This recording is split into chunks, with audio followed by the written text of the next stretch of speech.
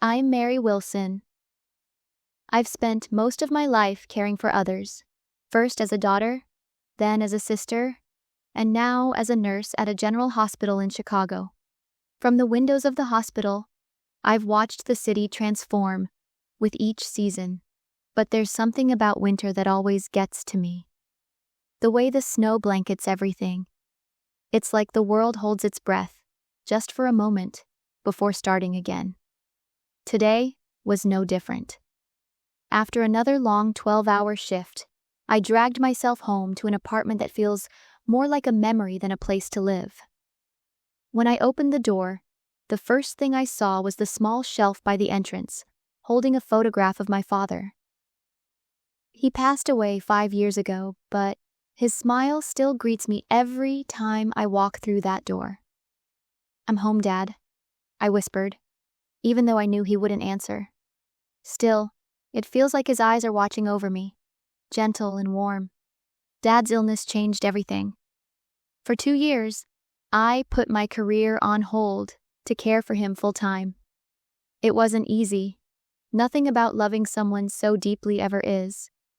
But I don't regret a single day. Somewhere along the way, though, I think Dad understood me better than anyone else did. "Mary," he said one night when the weight of it all pressed down on me, "you always put yourself last. You need to value your own life more." Looking back, I realize how well he knew me. But tonight, as I stood there staring at his picture, something felt off. Maybe it was the silence stretching too thin, or the heaviness in my chest that hadn't eased since this morning. Or maybe it was the nagging thought I'd been trying to ignore, that growing distance between me and the only family I have left. My mother, Eleanor, has never been easy to love, not since Dad died. But lately her words cut deeper than usual. And Caitlyn, my little sister? She's moved on, built a life I could never dream of touching. Engaged to a man who seems perfect on paper, planning a future I'll probably never be part of. As I heated up yesterday's leftovers and sat alone at the table, I couldn't shake the feeling that today wasn't going to end like any other day. Something inside me whispered that things were about to change. But today, something felt different. Something was about to shatter. Every morning, I wake up at 5:30 a.m. Sharp. The alarm buzzes softly, and for just a moment, I let myself linger in the quiet before the day begins. It's become a ritual, pouring myself a cup of black coffee, sitting by the window, and watching the city slowly come alive. On some mornings, like today, I talk to him, my father. Not out loud, not always, but in my mind. "Morning, Dad," I think as I sip the warm coffee. Another day ahead. It's funny how much of my life still revolves around memories of him. His favorite mug sits on the shelf beside his photo, the one where he's smiling so warmly it feels like he's right here with me. I've kept everything the same since he passed away. The apartment isn't fancy, but it's mine, or rather, it was ours. Every corner holds a piece of him. The old armchair he used to read in, the little potted plant he insisted we needed for fresh air, even the faint scent of his cologne that lingers, somehow, years later. I don't mind living this way.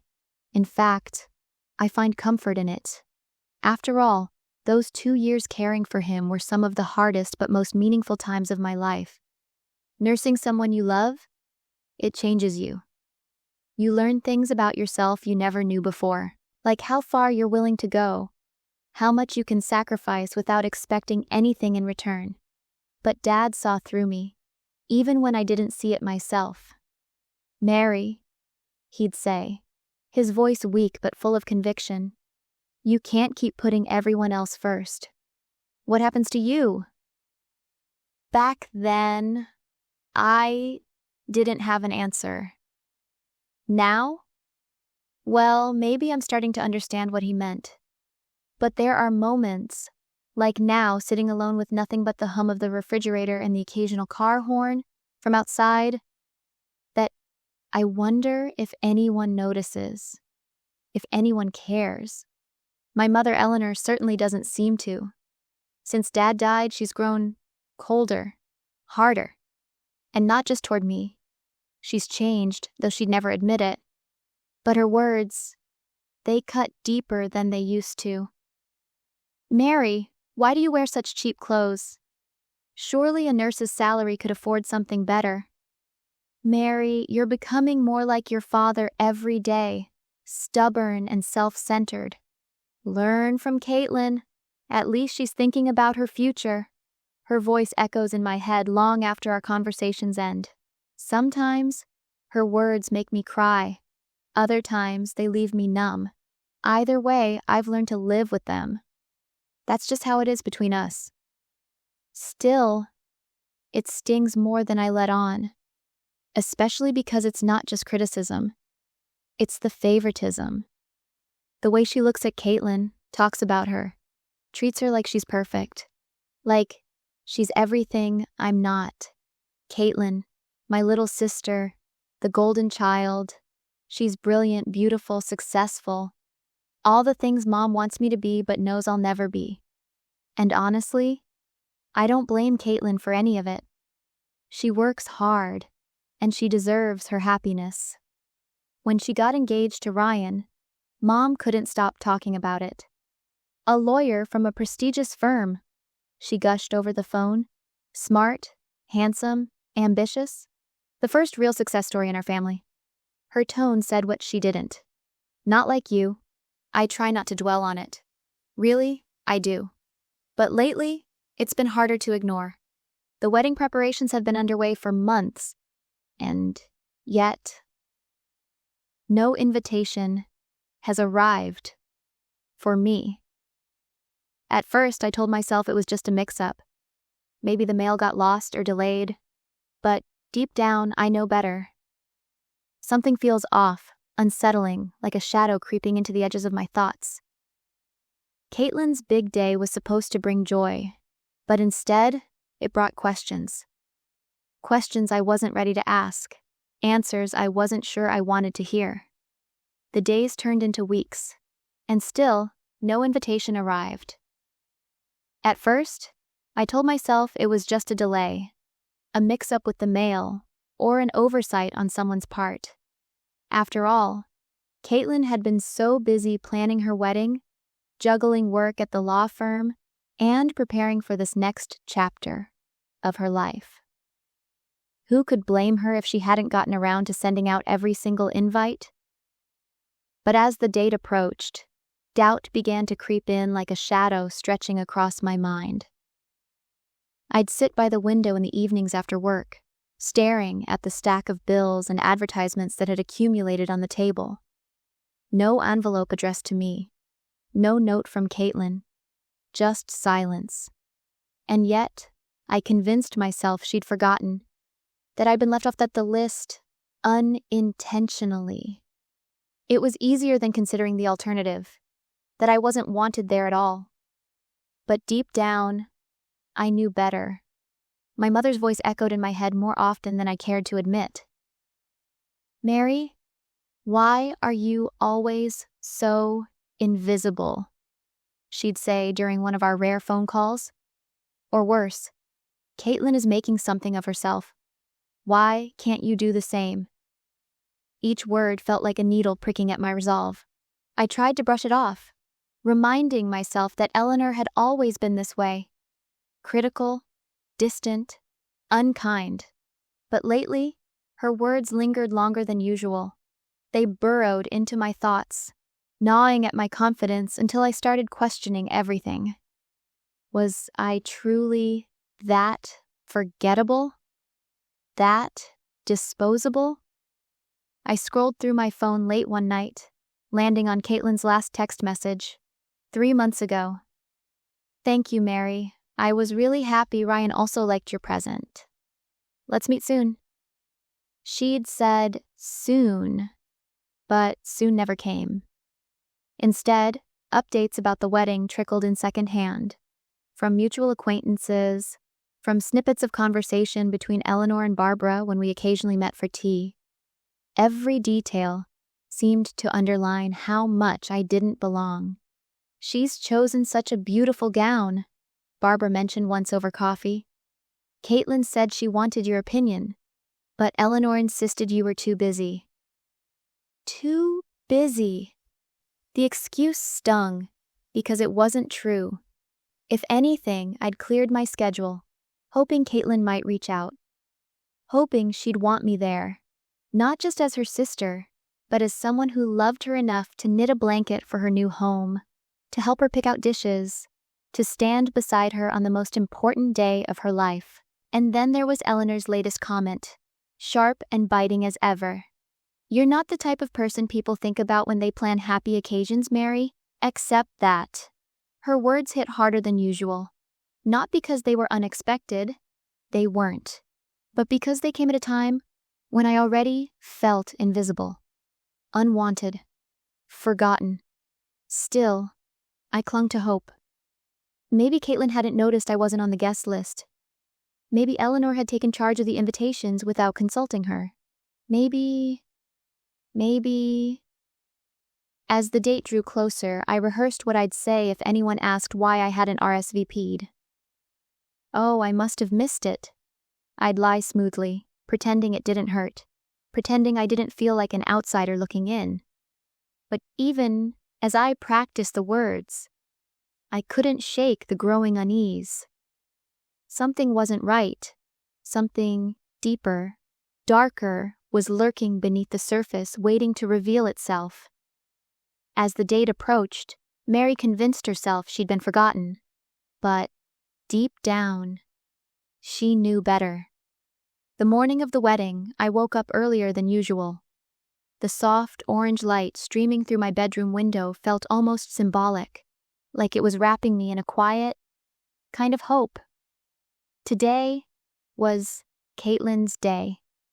The day she'd start her new life with Ryan, and despite everything that had been weighing on my mind lately, I wanted to be there for her. I told myself this would be a fresh start, not just for her, but for all of us. That maybe, just maybe, things could go back to the way they used to be. I stood in front of the mirror and carefully arranged my hair into an updo, tucking stray strands behind my ears. My pastel blue dress wasn't expensive, but it was meaningful. It was my father's favorite color. As I fastened the pearl earrings he'd given me years ago, I whispered to my reflection, "At least today, you look somewhat decent." It was something my mother might say, but hearing it come out of my own mouth made me pause. Was I trying to prove something to her? To myself? I shook off the thought and grabbed the gift I'd spent 2 months knitting, a white blanket with small blue flowers woven into the design. It was modeled after the legendary blanket our father had once given our mother when he proposed, a token of purity, love, and happiness. As I stepped into the taxi, Chicago stretched out before me, its skyline shimmering under the pale winter sun. But inside, my emotions churned. Joy, anticipation, anxiety, all tangled together like threads in a knot. I kept reminding myself, "Your family. Of course, you belong here." Yet, the absence of an invitation still gnawed at me, whispering doubts I couldn't silence. When we arrived at the Windsor Hotel, the opulence hit me immediately. Marble floors gleamed beneath massive chandeliers, and elegant flower arrangements adorned every corner. Guests milled about, chatting excitedly as they checked in. For a moment, I felt out of place, like I didn't quite fit into this world of luxury and celebration. But then I reminded myself why I was here. For Caitlyn. And that thought steadied me enough to approach the entrance. A young staff member greeted me warmly. "Good morning. May I have the name on your invitation?" I smiled politely, doing my best to mask the nervous flutter in my chest. Mary Wilson. I'm the bride's sister. She scanned the list, her finger tracing down the names slowly. Twice she checked, then glanced at another colleague nearby. Her expression shifted ever so slightly, confusion giving way to discomfort. My heart sank even before she spoke. I'm sorry, she said hesitantly, but your name isn't on the list. My breath caught. Surely this was some kind of mistake. Could you check again? Mary Wilson, the bride's sister. She did, consulting quietly with her co-worker, but the troubled look on both their faces told me this wasn't a simple oversight. I'm very sorry, Miss Wilson. Your name isn't here. A cold wave washed over me. This wasn't possible. My hands tightened around the gift I'd brought, knuckles whitening. There must be some misunderstanding, I murmured, more to myself than her. Is my mother, Eleanor Wilson, inside? The staff member nodded apologetically. Yes, Mrs. Wilson is already in the venue. Taking a shaky breath, I walked in, clutching the wrapped present like a lifeline. The hall buzzed with laughter and chatter, but none of it reached me. I scanned the crowd until I spotted her, my mother, sipping champagne, smiling effortlessly as she mingled with guests. When she noticed me approaching, her smile faltered for just a second before snapping back into place. She excused herself from her conversation and turned to face me, her expression unreadable. They told me at reception that my name isn't on the list, I said, my voice trembling despite my effort to stay calm. Is there some mistake? Eleanor looked me up and down, her gaze lingering on my dress, my hair, the gift in my hands. Then came that familiar flicker of contempt in her eyes, the one I'd seen countless times growing up. Her lips curled into a cold smile. There's no mistake, she said, her tone low but controlled, careful not to draw attention. Did you honestly think you were invited? Outsiders aren't allowed in. Her words hit like a punch to the gut. I felt the room tilt, the hum of conversations fading into a distant blur. My throat tightened, making it hard to breathe. But what about Caitlyn? I managed to choke out. Doesn't she want me here? Eleanor tilted her head slightly, her voice dripping with disdain. Caitlyn is about to begin a happy married life. She doesn't need reminders of failures like you. Each word stung, sharper than the last, slicing through whatever defenses I'd built over the years. I wanted to argue, to scream, to demand answers, but I couldn't find the strength. Instead, I placed the gift I'd been holding onto a nearby table. This is for Caitlyn, I said quietly, my voice barely above a whisper. Would you give it to her? That is, if it's not too much of a burden for you. Before she could respond, I turned and walked away, fighting back tears. Every step felt heavier than the last, each one driving home the truth I'd tried so hard to ignore. For the first time in years, Mary realized she truly didn't belong. Not in this family, not in this moment. Caitlyn's excitement had been building all morning. She stood in front of the mirror, adjusting the delicate lace of her wedding gown, her mind racing with thoughts of Mary. Where's Mary?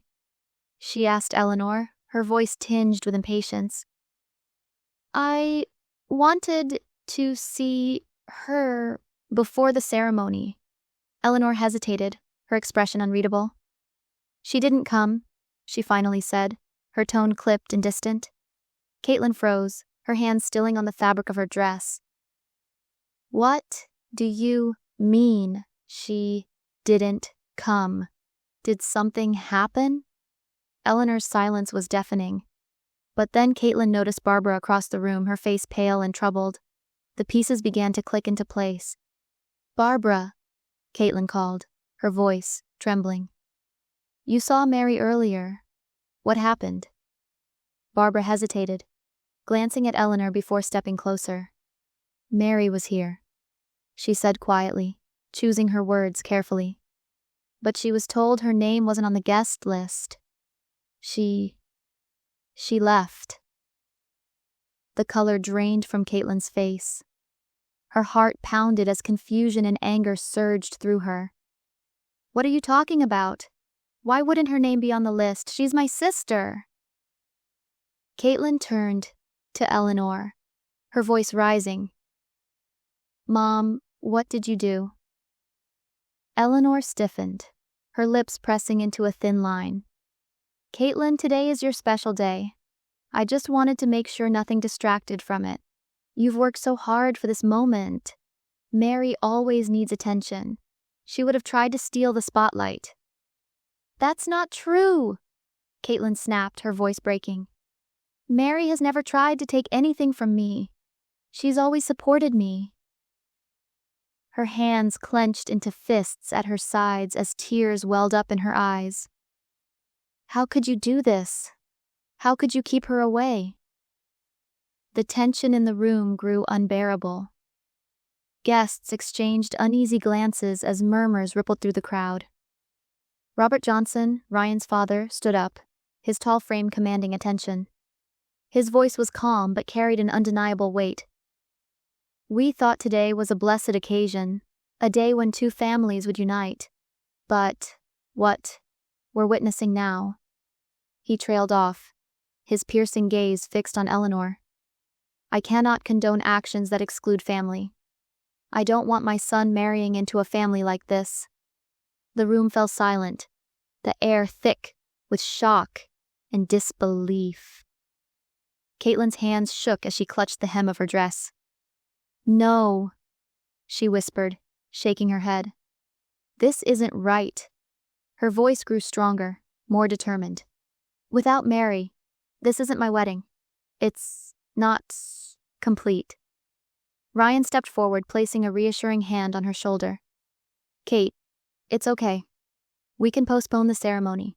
We'll figure this out together. Caitlyn nodded, tears streaming down her cheeks as she pulled out her phone. I need to call Mary. I need to explain. But each call went unanswered. The ringing echoed in her ear, each unanswered ring feeling like another nail in the coffin of their fractured relationship. Frustration and guilt overwhelmed her. She's not answering, Caitlyn muttered, her voice trembling. What if she hates me? What if she never forgives me? Ryan squeezed her hand gently. She's hurt. She needs time, but we'll find her. Together. Caitlyn took a deep breath, her resolve hardening. Turning to the guests, she raised her tear-streaked face. Everyone, I'm so sorry for what's happened today. There's something I didn't realize until now. She paused, glancing briefly at Eleanor before continuing. Mom has been keeping Mary away for months. She made me believe everything I achieved was on my own, but none of it would have been possible without Mary. She sacrificed her career to care for Dad and support my dreams. She bought me my first suit for my job interview. She helped me practice for it over and over again. And this dress? Caitlyn lifted the hem of her gown, her voice cracking. I wanted her help choosing it, but Mom said she was too busy. Barbara stepped forward, her expression gentle yet firm. Mary loves you deeply, Caitlyn. Every time we meet, she asks about you. How is Caitlyn? Are her wedding preparations going well? She's always thinking of you. Caitlyn's knees buckled under the weight of the truth. Sobs racked her body as she sank into Ryan's arms. I'm the worst sister, she choked out. I took everything she did for me for granted. Ryan stood beside her, his voice steady. We're postponing the ceremony. A true wedding can only happen when the entire family is together. Without Mary, this isn't complete. As Caitlyn and Ryan left the venue, determination burned in their hearts. They knew finding Mary wouldn't be easy, But they also knew it was the only way to begin healing the wounds that had festered for far too long. What Caitlyn uncovered next would change everything, for both sisters. The air in the venue was thick with tension, the kind that makes it hard to breathe. Caitlyn stood at the center of it all, her wedding gown pooling around her like a fragile cocoon she was desperate to break free from. Her hands trembled as she clutched Ryan's arm, but her voice was steady, cutting through the murmurs like a blade. "Mom," she began, her tone sharp. "What did you do?" Eleanor, who had always been so careful, so calculated, faltered under the weight of her daughter's glare. For the first time, her mask slipped, revealing the cracks beneath. But she wasn't ready to surrender, not yet. "Caitlyn, darling, this is your day. Let's not ruin it over misunderstandings." "Misunderstandings," Caitlyn snapped, her voice rising. "You lied to me, Mom. You kept Mary away for years. Years." She turned to Barbara, who nodded solemnly, confirming what Caitlyn already feared. "Barbara told me everything.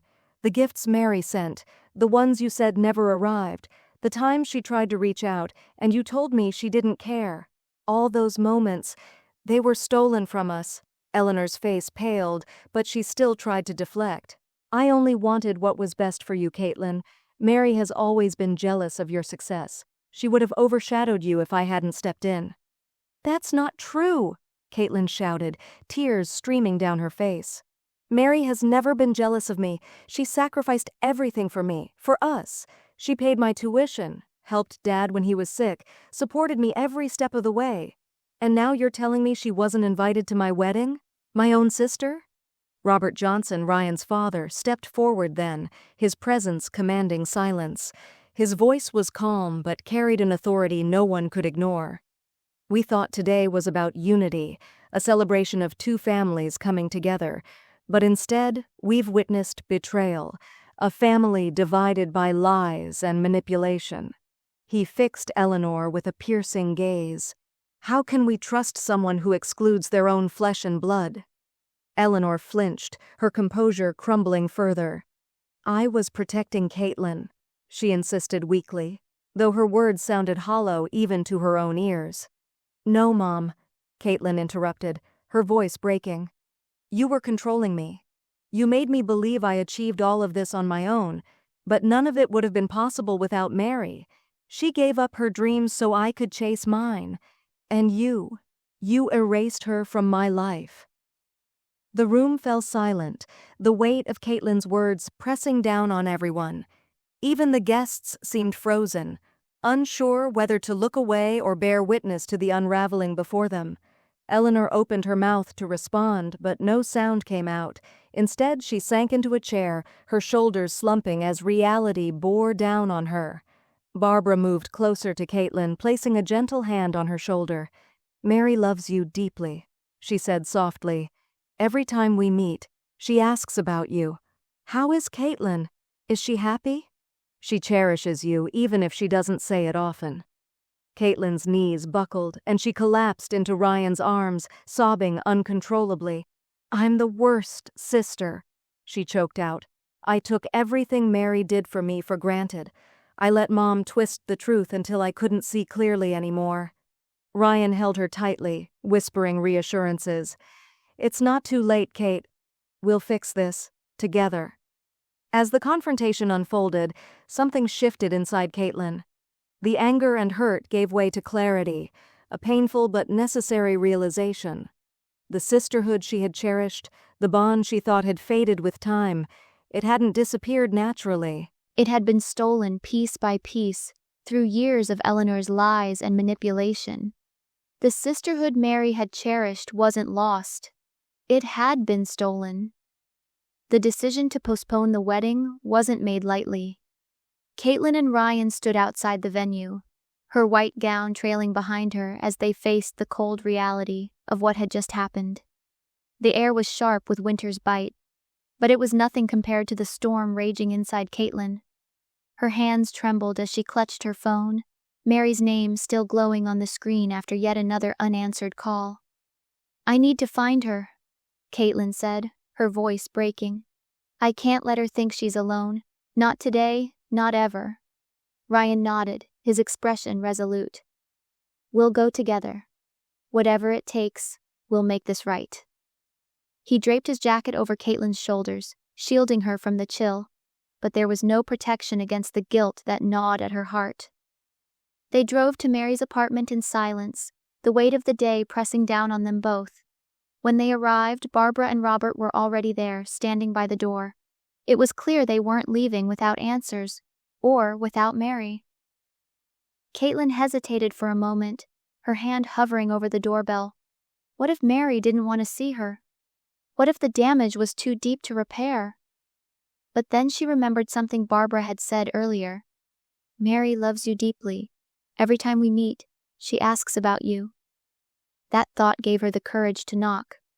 At first, there was no response. The knocking continued, louder this time, until finally, the door creaked open. Mary stood there, her formal dress replaced by a simple sweater and jeans, her eyes red but dry. She looked exhausted, like someone who had spent hours staring into the abyss of their own loneliness. For a moment, no one spoke. Then Caitlyn broke the silence, rushing forward and wrapping her arms around her sister. I'm so sorry, Caitlyn sobbed, her voice muffled against Mary's shoulder. I had no idea. I swear, I didn't know. Mary didn't pull away, but she didn't embrace Caitlyn either. Her body was stiff, guarded, as though she wasn't sure she could trust this sudden outpouring of emotion. Why are you here? She asked quietly, her voice flat. Your wedding? We postponed it, Ryan interjected gently. A wedding without you wouldn't have been real.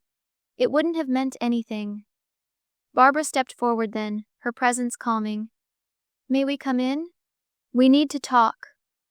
Mary hesitated before nodding and stepping aside, leading them into her small but cozy apartment.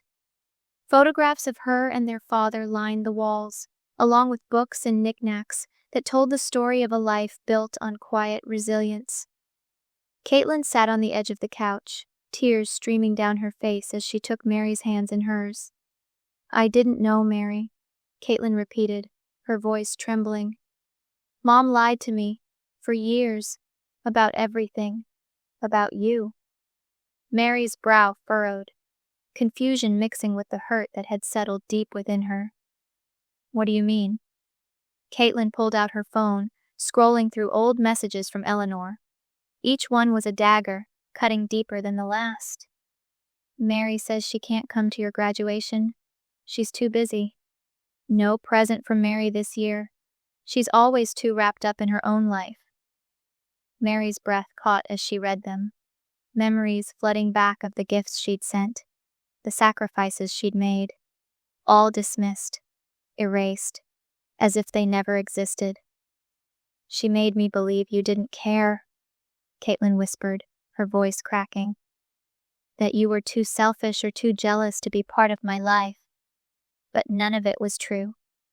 None of it. Mary sank onto the couch, her mind reeling. Anger bubbled up, hot and searing, but beneath it lay something else. Relief. Relief that Caitlyn hadn't turned away from her willingly, that the distance between them hadn't been her fault. Still, forgiveness wasn't easy. Healing wouldn't come overnight. Robert cleared his throat, his voice steady but kind. Eleanor's actions were wrong, but they don't define your family. You two have a bond that runs deeper than her lies. Don't let her take that away from you. Barbara nodded, placing a gentle hand on Mary's shoulder. You're already part of our family, Mary. We won't let anyone keep you away. Not again. For the first time in hours, Mary felt a flicker of hope. It was fragile, like the first light of dawn after a long, dark night. But it was enough. Enough to start rebuilding. Enough to begin forgiving. As the evening wore on, they talked. Really talked. For the first time in years. Mary shared stories of their childhood, moments Caitlyn had forgotten or never known. Caitlyn listened intently, her guilt giving way to gratitude, and when the clock struck midnight, Marking the end of what should have been her wedding day, Caitlyn leaned over and hugged her sister tightly. "We'll fix this," she promised. "Together." But forgiveness isn't easy, and neither is healing. The rescheduled wedding was held in a quiet garden, intimate and filled with love. I stood beside Caitlyn as her maid of honor, my heart swelling with emotions I hadn't let myself feel in years. Her radiant smile and whispered, "Thank you for being here," reminded me how far we'd come. After the ceremony, Eleanor sat quietly, her presence a mix of regret and hope. Though forgiveness wouldn't come easily, she was trying. And for now, that felt like enough.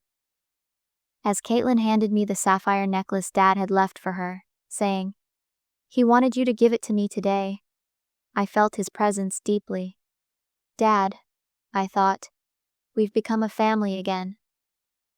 Later that night, snow fell gently outside my window. I spoke softly to his photograph. "We're different now, but stronger. Thank you, Dad, for everything." If this story touched your heart or left you reflecting on the power of family, forgiveness, and love, don't keep it to yourself. Share it with someone who needs to hear it. If you enjoyed this video, please give it a thumbs up and subscribe to my channel for more emotional, thought-provoking stories that stay with you long after the video ends. Let me know in the comments what part resonated with you the most. I'd love to hear your thoughts. And if you know anyone who might find inspiration in this story, share it with them. Together, let's spread meaningful content that connects us all. Thank you for watching, and I'll see you in the next one.